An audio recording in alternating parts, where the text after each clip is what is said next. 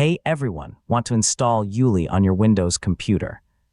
Ueli is a free and open-source application launcher that helps you quickly open apps, search files, perform calculations, and execute commands using simple keyboard shortcuts.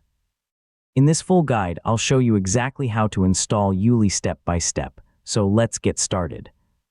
First, open your preferred web browser and visit the official ueli website or its official GitHub releases page. Downloading from the official source ensures you get the latest and safest version. Next, download the Windows installer that matches your system.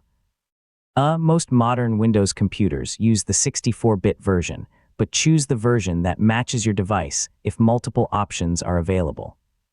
After the download finishes, double-click the installer to begin the installation.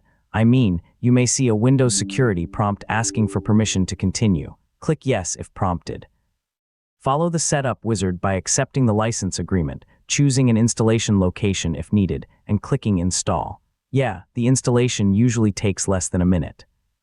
Once the installation is complete, click Finish to launch ueli.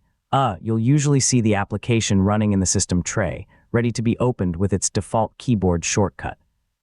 Try searching for an application or performing a simple calculation to confirm that ueli is working correctly.